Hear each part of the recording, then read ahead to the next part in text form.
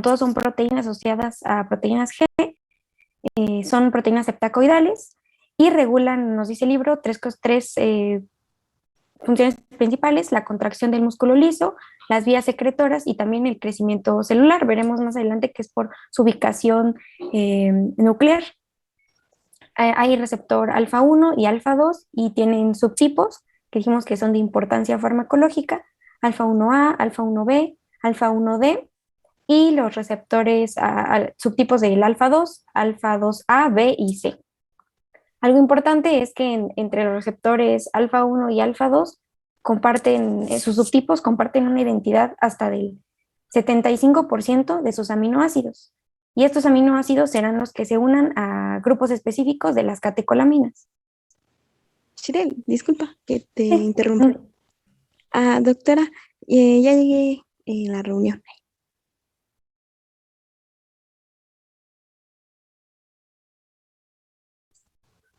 Perdón, ¿qué dices, González Hernández?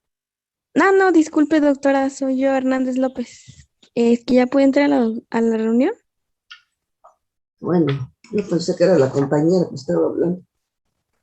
No, Bueno, te quito la falta. Gracias, doctora. Sí. Perdón, Shirel. No pasa nada. Bueno,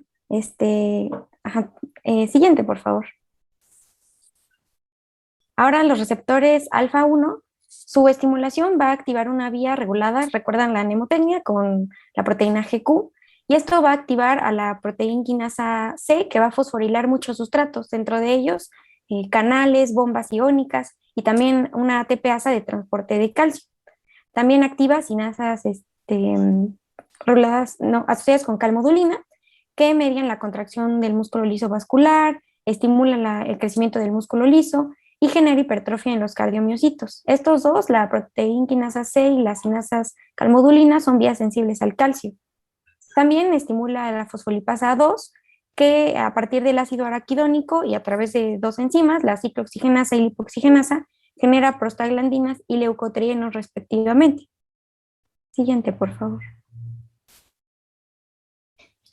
También su estimulación va a estimular a la fosfolipasa D, que va a hidrolizar a sustratos para generar otros segundos mensajeros, por ejemplo el diacilglicerol, que está relacionado con la ADP ribosilación y el tránsito de sustancias a través de las membranas. Siguiente, por favor.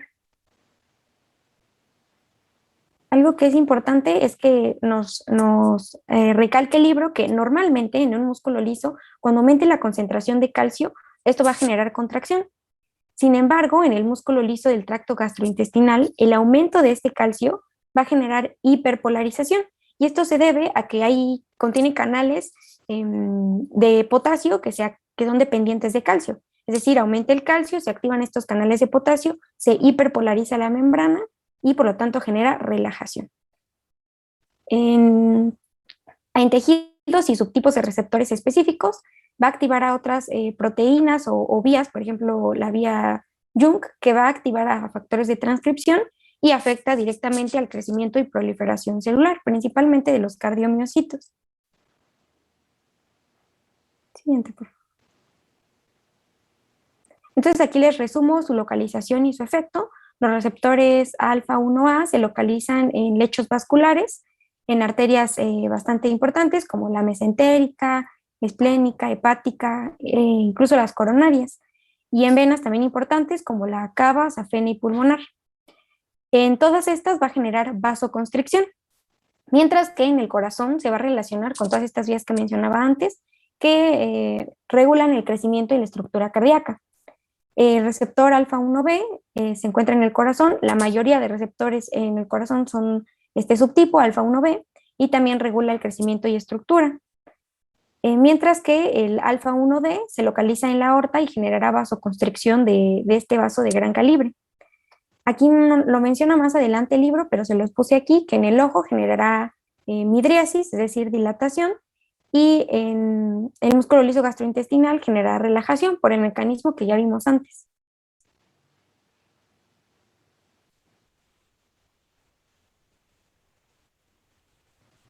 Estos receptores alfa 1A también, como les dije, tienen señales membranales y nucleares.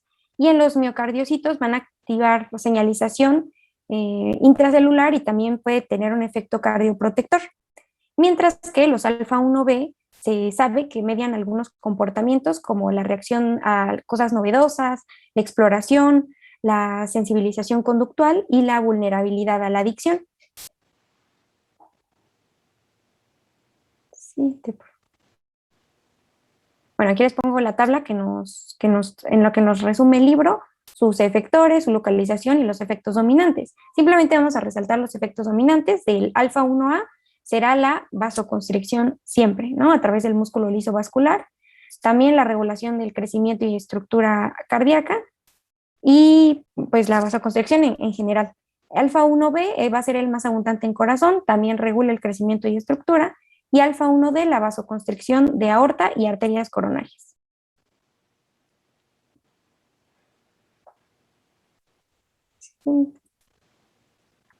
Ahora los receptores adrenérgicos alfa-2. Estos, acuérdense de la mnemotecnia, están asociados a KIS y a la proteína GI. Esta, como sabemos, va a inhibir a la adenilciclasa y por lo tanto disminuir la concentración de AMP cíclico intracelular. Pero también puede generar una estimulación débil de la proteína GS y por lo tanto aumentar ligeramente la concentración de AMP cíclico en ciertas células. Estos canales estos receptores van a activar canales de potasio regulados asociados a proteína G y esto generará hiperpolarización en toda la célula. Va a ser dependiente de calcio y también va a ser por una interacción entre las subunidades de la proteína G, principalmente la beta, con canales de potasio. Otras proteínas G van a inhibir los canales de calcio dependientes de voltaje y utiliza sistemas de segundos mensajeros como el aumento del intercambio sodio-hidrogeniones y también el aumento en la concentración de calcio, que esto va a generar la contracción en músculo liso. Aquí ya empezamos a notar, siguiente por favor, cierta diferencia entre los alfa-1 y alfa-2. Alfa-1, vasoconstricción, y aquí también hay constricción del músculo liso, pero ahorita hablaremos específicamente dónde. A través de la proteína GI va a activar a otras enzimas como la MAPK, que activa a la tirosina sinasa y algunas GTPasas. Sus efectos van a depender del subtipo, pero puede generar en todo el cuerpo agregación plaquetaria, regular el flujo de salida simpático en el sistema nervioso central, regular la recaptura, esto ya lo veíamos, en la membrana presináptica, la secreción de insulina, la lipólisis, y contribuye poco a la vasoconstricción. Entonces aquí igual les resumo localización y efecto. Los receptores alfa-2 se localizan pues principalmente en el sistema nervioso central, alfa-2A, sistema nervioso central, en receptores adrenérgicos, en plaquetas y en vasos coronarios. En el sistema nervioso central se va a encargar de la inhibición o autorregulación de las neuronas simpáticas.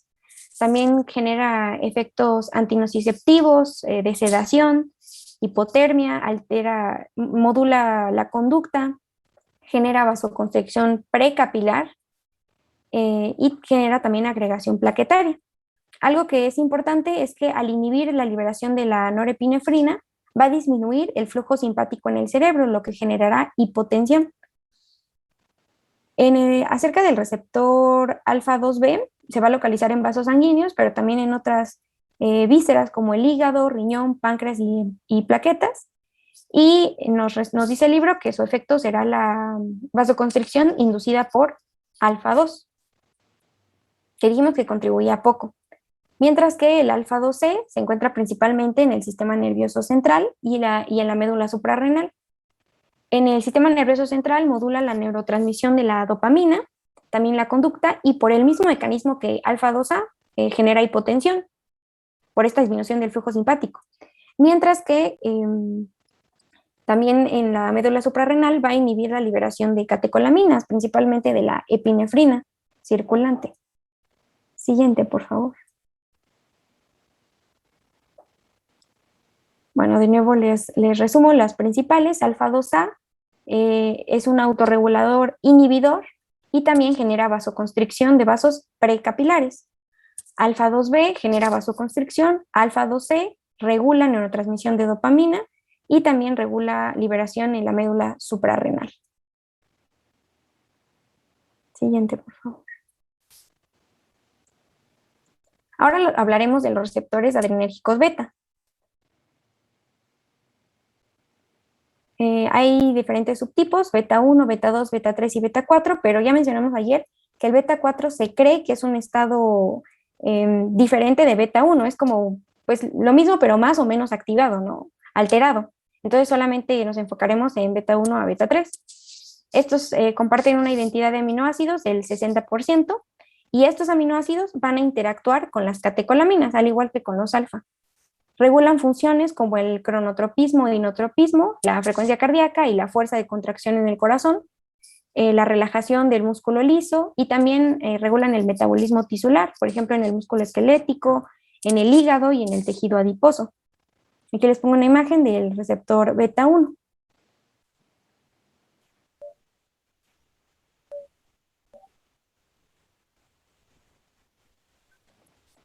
Bueno, la señalización de estos receptores, recordemos la mnemotecnia KISS, pues todos los receptores beta van a estar regulados asociados a la proteína GS. Esta sabemos que va a estimular a la adenilciclasa y por lo tanto aumentar la concentración de AMP cíclico intracelular. Va a acumular el AMP cíclico, va a activar a la proteína quinasa A, fosforilar a diferentes proteínas y por lo tanto va a mejorar la activación de canales de calcio que son sensibles al voltaje, lo cual le da este efecto cronotrópico e inotrópico positivo. Sin embargo, entre subtipos de estos receptores beta van a diferir las vías de señalización según su ubicación. Siguiente.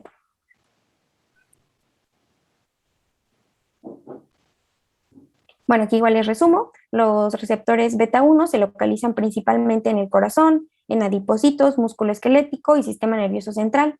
En el corazón, este efecto es muy importante, generan inotropismo y cronotropismo positivo, es decir, aumentan la frecuencia cardíaca y aumentan la fuerza de contracción del miocardio. Y también aumentan la liberación de renina. Los receptores beta 2 se localizan en vasos sanguíneos, diversas vísceras, corazón, pulmón, hígado. Principalmente en el corazón se localizan en las caveolas de los miocardiocitos, también se localizan en el músculo liso bronquial y gastrointestinal y en el sistema nervioso central. Este beta 2 va a tener un efecto contrario a los receptores alfa 1. Alfa 1 generaba vasoconstricción, alfa 2 va a generar vasodilatación. También estimula la glucogenólisis y en el músculo liso bronquial pues va a tener el efecto contrario porque lo va a relajar y generará broncodilatación. Cuando su efecto en el corazón se anula con una toxina, la toxina pertussis, pues dará un efecto, tendrá un efecto cronotrópico positivo, pero normalmente tiene un efecto cronotrópico negativo muy ligero, es lo que nos dice el libro. Mientras que el receptor beta 3 se localiza en tejido adiposo, músculo liso gastrointestinal y en el corazón. Aquí tendrá efectos metabólicos, ¿no? Y se asocia con las secreciones.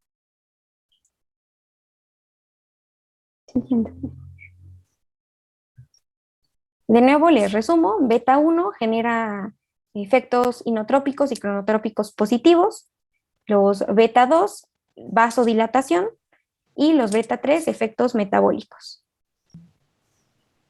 Aquí lo siguiente, por favor, lo importante resaltar es esta, pues como anteparte de alfa 1 y beta 2, que alfa 1 genera vasoconstricción, alfa 2 vasodilatación.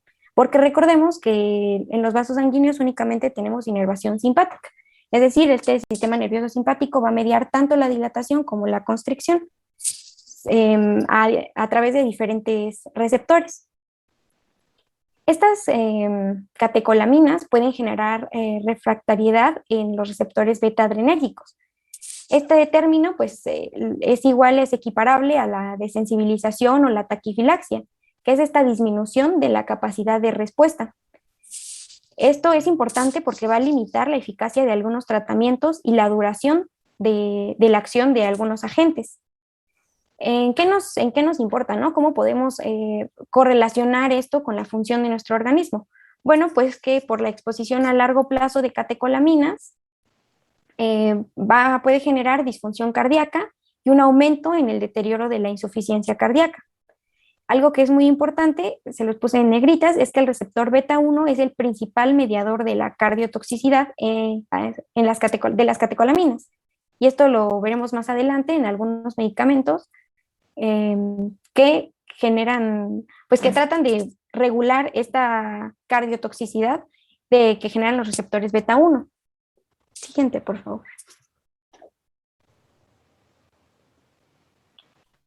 Bueno, acerca de esta desensibilización o regulación hacia abajo, las catecolaminas generan una retroalimentación negativa para desensibilizar a los receptores beta. El receptor más susceptible es beta 2. Primero se tiene que activar por un agonista, ¿no? Una catecolamina o una amina sintética. Esto después va a favorecer que se fosforile el receptor y a través de una proteína, la beta-arrestina, se va a bloquear el acceso a la proteína G. El receptor va a pasar a través de una vesícula, a través de la membrana, va a pasar por una ruta endocítica y algunos pasan hasta los lisosomas, pero otros simplemente se reciclan. Esto genera que haya menos receptores disponibles, pero como ya dije, se reciclan los componentes útiles, ¿no? Siguiente, por favor. Ahora hablaremos del agonismo parcial y la receptividad selectiva. Los agonistas beta-adrenérgicos van a activar diferentes vías y eventos, como ya vimos. Pero el agonismo parcial se han encontrado 4 hallazgos que son interesantes. Por ejemplo, que se activan los receptores asociados a proteínas G y generan una señalización compleja, justo porque activan muchas vías diferentes. Estos receptores asociados a proteínas G que son activados también pueden tomar muchas conformaciones distintas. Algunas otras proteínas, junto con esta proteína importante, la beta-arrestina, van a transducir las señales. Es decir, como si las tradujeran a un lenguaje en el que la célula pudiera leerlas. Y por último, esta proteína, la beta-arrestina, va a reclutar y fosforilar a receptores específicos. Por lo que concluimos que un agonista parcial va a estabilizar las conformaciones de estos receptores y activar a muchas respuestas disponibles. Esto se ha estudiado mucho y se le llama la pluridimensionalidad de la señalización, es decir, que activa muchas señales y también tiene muchos efectos. El uso terapéutico deseado en el futuro, pues serían agonistas parciales que tengan alta especificidad, bueno, no en el futuro, ya hay, ¿no? Pero agonistas parciales que tengan alta especificidad por diferentes vías dentro de la célula. Siguiente, por favor. Hablaremos ahora de polimorfismos de los receptores adrenérgicos. Siguiente.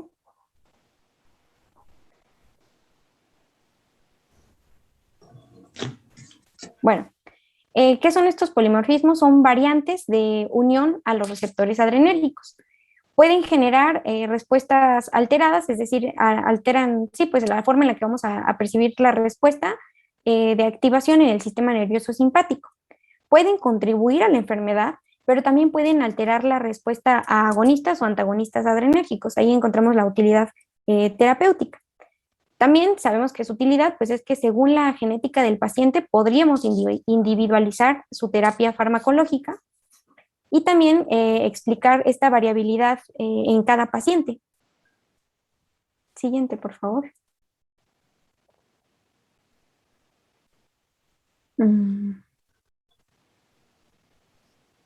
La 43, creo. Sí, gracias. Primero hablaremos del polimorfismo del receptor alfa 1, principalmente en el músculo liso vascular, donde va a regular la resistencia arterial y la presión. ¿Sí, doctora? Sí, estás bien, estás bien. Sí. Sí. Y la resistencia arterial y la presión arterial también. Este polimorfismo de alfa 1A en específico genera efectos en la respuesta cardiovascular a la estimulación simpática y también los efectos en la respuesta a la hipertensión arterial. Es lo que mencionábamos antes, ¿no? Estos polimorfismos no solo intervienen en la acción farmacológica, sino también en la progresión a ciertas enfermedades. Algo que es importante es que no hay fenotipos o asociaciones a enfermedad para los receptores alfa 1B o alfa 1D, únicamente para alfa 1A. Y pues tiene sentido, ¿no? Porque estas son las que regulan la vasoconstricción y por lo tanto intervienen en enfermedades como la hipertensión arterial. Siguiente, por favor.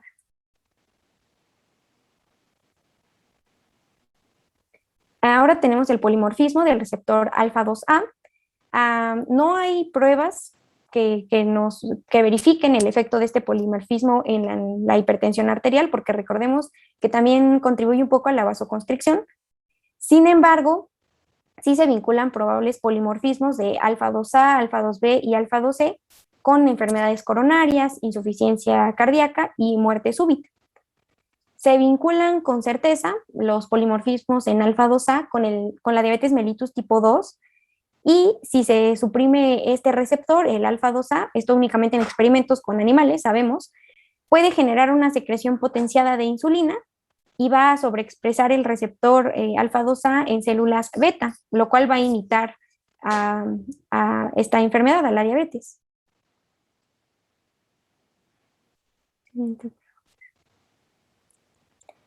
Ahora acerca del polimorfismo del receptor beta 1, pues la estimulación de beta 1, recordemos que es el principal mediador de la cardiotoxicidad, ¿no? Simpática. Esta estimulación genera toxicidad cardíaca y puede aumentar la insuficiencia cardíaca. Sus polimorfismos, sin embargo, no tienen impacto en la hipertensión arterial. Este polimorfismo en específico, glicina 389 arginina, genera una ganancia de señalización, es decir, mejora la contractilidad cardíaca y también genera descompensación cardiomiopática. Sin embargo, pacientes con este polimorfismo suelen ser, o más bien estos receptores con el polimorfismo, son más sensibles al bloqueo farmacológico y también puede afectar el riesgo y la progresión de la insuficiencia cardíaca. Sin embargo, esto puede tener un buen control con beta bloqueadores específicos. Siguiente, por favor. Acerca del polimorfismo de receptores beta-2 adrenérgicos, su efecto será modesto en la hipertensión arterial y no se vincula con enfermedades cardíacas. Sobre el polimorfismo de receptores beta-3 adrenérgicos, están asociados con fenotipos de diabetes mellitus y es probable que se vincule con afecciones cardíacas. Siguiente, por favor. Ahora hablaremos de la localización de los receptores adrenérgicos. Ya estamos por terminar. Siguiente, por favor. Bueno, acerca de los receptores alfa 2 y beta 2, los dos van a regular la neurotransmisión en las terminaciones sinápticas. Recuerden que lo veíamos cuando hablábamos de la liberación de los neurotransmisores. Alfa 2 iba a inhibirla y beta 2 iba a estimularla. Ya que alfa 2 va a inhibir la liberación de los neurotransmisores, tanto en el sistema nervioso central y en el simpático, estos dos pueden estar alejados de las terminales nerviosas, donde específicamente en el músculo liso vascular, en plaquetas, en leucocitos. Y se van a activar por catecolaminas circulantes. Sabemos la epinefrina, que es la principal catecolamina circulante. El receptor alfa 2 se va a localizar en sitios posinápticos como las células vasculares y el músculo liso, también en adipocitos y células secretoras como células gastrointestinales o endocrinas. En todos estos va a generar la contracción del músculo liso. Mientras que en el receptor beta 2 se va a localizar en el miocardio, en las células vasculares y el músculo liso, en el músculo esquelético, y algo que es importante es que este receptor beta 2 lo van a expresar la mayoría de las células humanas. Su efecto va a ser mediar la contracción, relajar el músculo liso y la hipertrofia del músculo esquelético. Mediar la contracción del miocardio, ahí está como equivalente. Siguiente, por favor. Acerca de alfa 1 y beta 1, a diferencia de los anteriores, que eran subtipo 2, estos no se encuentran alejados, sino cercanos a las terminales sinápticas en los órganos blancos. El libro nos dice que tienen una ubicación estratégica, ¿no? Como para captar las catecolaminas que recién salen de las terminaciones simpáticas. Y estos dos receptores, tanto alfa 1 como beta 1, son muy abundantes en el cerebro.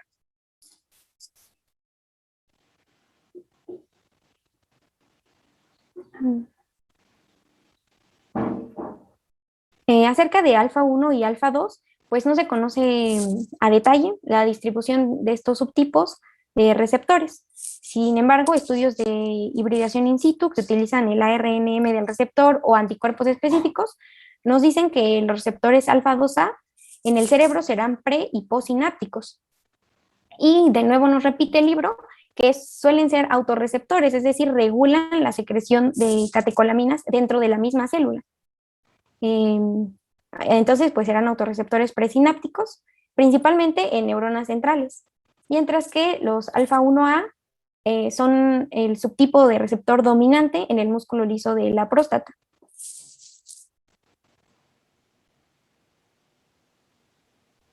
Por último, hablaré de las consideraciones farmacológicas. Si recuerdan antes, el tema anterior habíamos mencionado que todas las vías desde el inicio de la síntesis de las catecolaminas con la tirosina, el almacenamiento, la liberación, el metabolismo, eran posibles dianas farmacológicas. Pues aquí las dianas que mencionaré pues son el agonismo o antagonismo de los receptores adrenérgicos. Siguiente, por favor.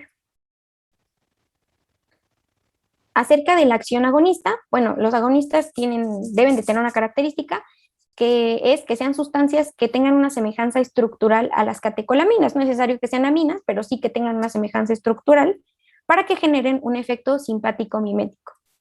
Ya mencionábamos algunos medicamentos con efecto simpático mimético, como la efedrina, pero recordemos que estos son de efecto indirecto, porque no se relacionan, pues en realidad no son agonistas, ¿no? Sino simplemente aumentan la secreción de las catecolaminas. Sin embargo, estos son agonistas que se unen a los receptores. Esa es la diferencia que nos marca el libro.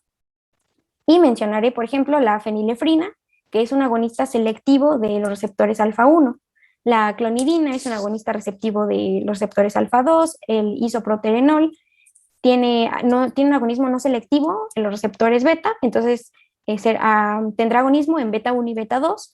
La dobutamina tiene agonismo selectivo en los receptores beta 1 cardíacos, es por eso que es un tratamiento para la insuficiencia cardíaca. Y la terbutalina es selectivo para beta 1. Aquí es importante porque generará una broncodilatación efectiva, pero tendrá efectos mínimos en el corazón. ¿Y por qué nos importarían aquí los efectos? Bueno, pues porque hay que recordar que la activación de los receptores beta 1, pues será el principal mediador de cardiotoxicidad por catecolaminas. Siguiente, por favor. Ahora, acerca del bloqueo adrenérgico o antagonismo, pues generará una disminución del efecto simpático, del efecto adrenérgico. Estos fármacos pues son antagonistas directos, tienen alta afinidad por los receptores, pero no eficacia, recordemos eso, pero algunos otros fármacos que promueven la liberación o que agotan los neurotransmisores, ya mencionábamos a la efedrina, la reserpina, van a semejar a estos efectos de agonismo o antagonismo, sin embargo hay que diferenciar sus mecanismos de acción. Los fármacos antagonistas que mencionaré es el metoprolol y el atenolol. Estos dos son antagonistas beta 1. Generan antagonismo de la acción cardíaca. ¿Recuerdan cuál era la acción de los receptores beta 1? Cronotropismo y notropismo positivo. Y también van a disminuir el antagonismo, es decir, no tienen un antagonismo total, sino parcial en bronquios, músculo liso bronquial. Mientras que otros fármacos como la prazosina y la yohimbina son antagonistas selectivos, ahí me equivoqué, de alfa 1 y alfa 2. Sin embargo, la prazosina tiene afinidad mayor por los receptores alfa 2B que una menor afinidad por los alfa 2A. Ahí es antagonismo, perdón, me equivoqué. Siguiente, por favor. Les resumo aquí entonces la actividad de algunos fármacos, como la fentolamina, que genera un bloqueo no selectivo de los receptores alfa, la yohimbina, ya la vimos, de receptores alfa 2, el propanolol, que tiene un bloqueo no selectivo de los receptores beta, y el metoprolol o atenolol, que tiene un bloqueo selectivo de los receptores beta 1. ¿no? Entonces antagoniza este efecto inotrópico y cronotrópico en los cardiomiocitos. Siguiente, por favor. Pues ya es lo último, solamente les resumo los efectos de los receptores en las células. Por ejemplo, los alfa-1, recordemos que es la vasoconstricción, ¿no? También genera dilatación de la pupila, erección del vello por la contracción del músculo liso pilomotor. Los alfa-2 generan agregación plaquetaria, regulan en la membrana presináptica la liberación de las catecolaminas, inhiben la lipólisis. Los beta-1, efecto cronotrópico e inotrópico positivo. Los beta-2, la relajación, es decir, broncodilatación en el músculo liso respiratorio. En el hígado estimulan la glucogenólisis y los beta-3 activan la lipólisis. Y pues las siguientes serían mis referencias y con eso acabaría el tema. Muy bien, tú, González, Hernández, Shirel, Abigail, pues realmente, fíjate, ya vamos a cortar, pero bueno, ahorita ya mero voy a estar hablando cuando ya van a cortar. Pero fíjate que la exposición que diste pues fue muy extensa y la verdad es que la evolución de la localización de los receptores hasta nuestra época, pues ahora es más completa, ¿verdad? Y a pesar de que antiguamente pues eran muy específicas, ahora te has dado cuenta que pues la localización de los receptores, como ves, caray, tratándose de los alfa o de los beta, y más pues está de los alfa, sin embargo, en algunos puntos coinciden y puede estar, por ejemplo, en el corazón, tanto los alfa-1 como los beta-1 y hasta beta-2, que no mencionas ahí, ya lo mencionaste anteriormente. Y también el efecto predominante de los receptores en esos tejidos. Por ejemplo, el alfa-1, a pesar de que también está en el corazón, no es el responsable del inotropismo y cronotropismo positivo, pero cuando hay lo que se refiere a las arritmias, resulta que los responsables son también los alfa-1, ¿verdad?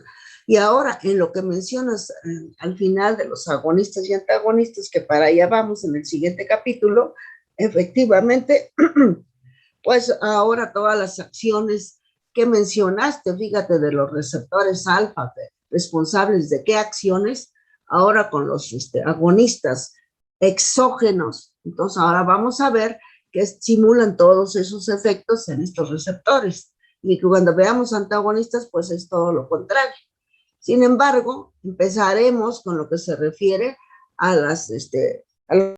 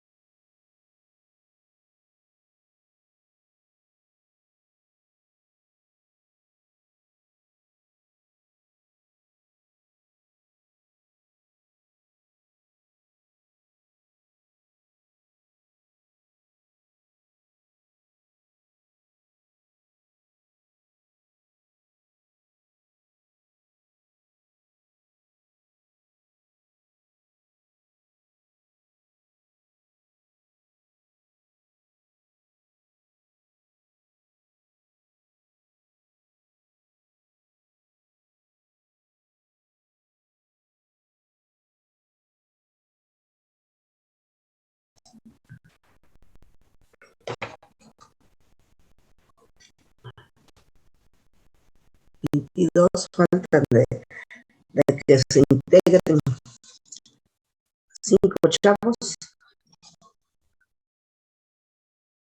23 se van agregando, ¿verdad? Espera, se agreguen 24,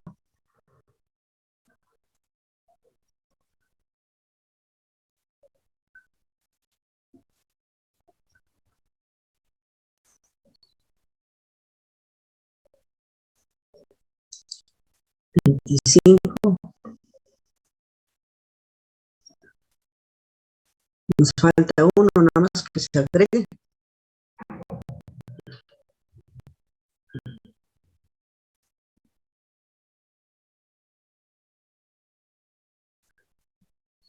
Falta uno que se debe haber quedado dormido.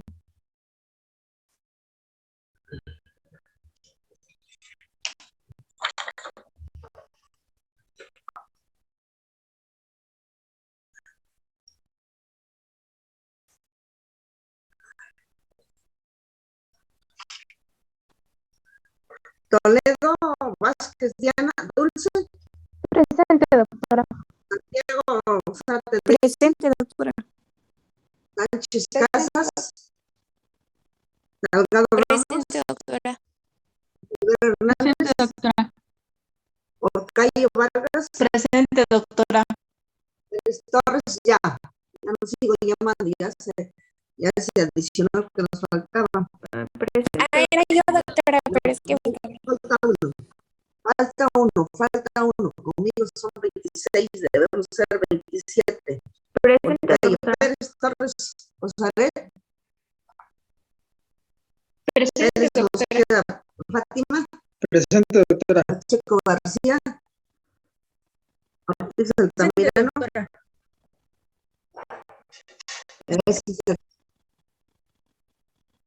la jefa entonces la que no se ha metido. Ochoa Ríos, Dayane, Nolasco Toledo, Presente, doctora. Nolasco Avendaño, Presente, doctora. es que no me aparecen aquí los 27, conmigo somos 27, estamos 26. Presente, doctora. Presente, doctora.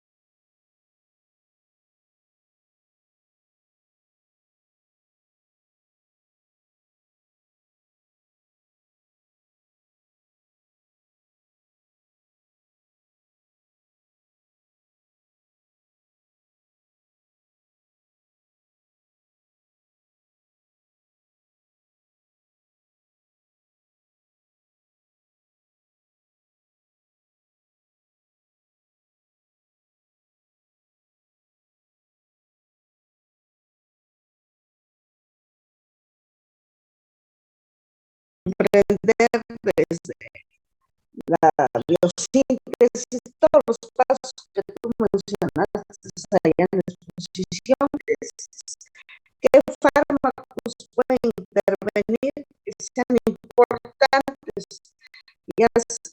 y en el caminito hay muchos de la biosíntesis, hay muchos de que nos van a servir que tienen utilidad terapéutica, ¿no? Por ejemplo, la cocaína, los antidepresivos cíclicos, etcétera. Cuando piensa en las catecolaminas, piensa en aumento de la presión arterial, porque los van a producir efectivamente, las catecolaminas nos van a producir eso, pero que hay fármacos que nos van a ayudar en el tratamiento de la hipertensión, de las arritmias, se nos van a ayudar antidepresivos. ¿Y qué pasa con la cocaína? La cocaína, ¿qué es lo que va a hacer y cómo va a venir con crisis hipertensivas, con hipertensión, por otro lado, el metabolismo, que ya que tiene importancia en el diagnóstico del fibromuscitoma. Y como técnica que tú sabes que, por cierto, te ganó el de 7 a 8 de la noche con lo de GIS, ¿no? GIS, pero con Q, sobre las proteínas alfa, Q, ¿verdad? Y luego SSS, GIS, ¿no? Entonces, te voy a decir la mnemotecnia, pero al final te cuentan la GIS. Con eso no se les va a olvidar, no se les va a olvidar, porque la G, se pongan buzos, pero con esa mnemotecnia, yo creo que toda la respuesta acertada. Bueno, y entonces podemos pasar al siguiente tema, a lo que son ya las drogas agonistas. Que las 7 acciones fundamentales de las catecolaminas, que estas ya van a estar integradas, son los responsables. Fíjate, y así, que receptor y sobre qué territorio, de lo que ya dijo la compañera. Después de eso ya hablaremos acerca de transmisores, los 3 neurotransmisores que son muy importantes, sumamente importantes a los receptores, los que van a actuar, tanto la noradrenalina como en alguna exposición, en algún tiempo de su exposición, explicó la adrenalina, que lo hizo proterenol, y en los alfa, por ejemplo, y en los beta, la adrenalina y está mucho menor la noradrenalina que la adrenalina. Entonces, esto va a depender sobre los receptores. Hablando de la dopamina, aparte de receptores, y estaremos hablando al que toque este tema de los receptores de la el que nos interesa, vamos a decir, para que tenga esa utilidad. La dopamina en el shock no tiene ningún tratamiento ni la NORAD. Antiguamente teníamos la noradrenalina de una manera para utilizar de hipotensión profunda, como ocurría en anestesia. Bueno, eso es, pero esa van a dar, pero si persiste el efecto alfa 1, le vamos a dar en la torre a ese paciente a nivel de neurosis. Entonces, muy bien por tu exposición, compañerita. Lunes, empezando para el lunes, lo que se refiere al capítulo que sigue, creo que es el 2, así dice el tema. Pero vamos a empezar en el capítulo 12. Está Molina, Martínez, Smith y Cristal. Aquí estoy, doctora. Bueno, son 3 hojas, nada más, pero sigue el apartado de agonistas beta. Nolasco, Toledo, Armando. ¿Dónde está Nolasco, Toledo, Armando? Muy bien. Tú sigues hacia 3 hojas, pero muy minuciosas, muy minuciosas. Y aquí en los agonistas beta te va a tocar todo lo que son agonistas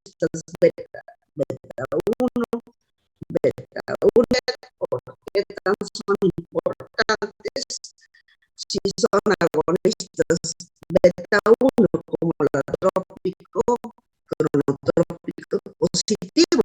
¿Sí? Si vas a hablar de los agonistas beta y la broncodilatación, ¿verdad? Y bueno, ya hasta allí quedamos hasta alfa y antagonistas beta serán otros dos compañeros.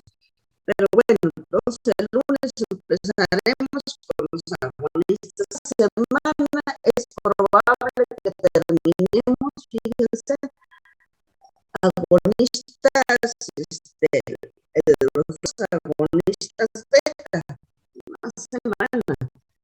Después de ahí viene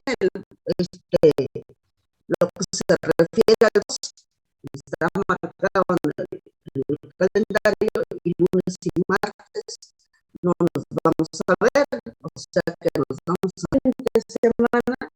Es probable que ya empecemos a terminar lo que se refiere a muchísima utilidad terapéutica. Van a ver ustedes.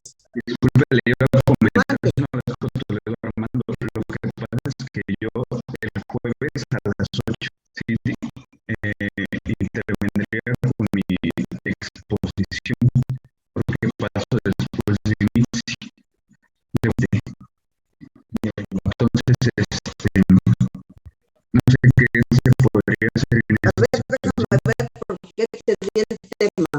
Déjame ver si fue por calificación. Sacaste 7.6. A ver, espera. Entonces, déjalo.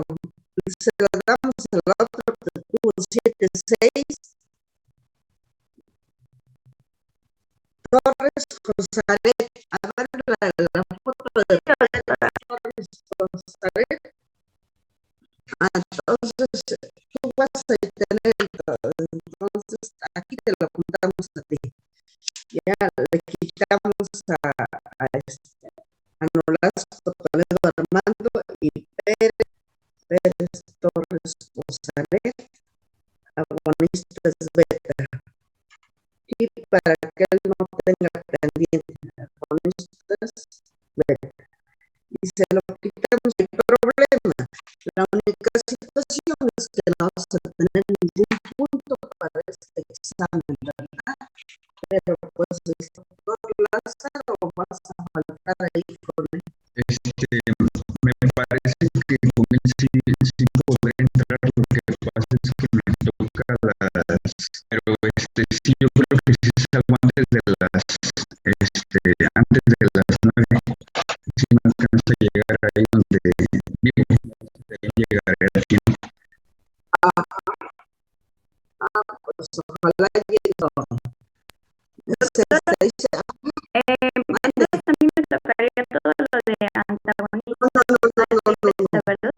No, hijita. A ti te toca agonistas beta, antagonistas, que son creo que otras 3 hojas. Gracias. Y nos despedimos hasta mañana, hasta el lunes. Pero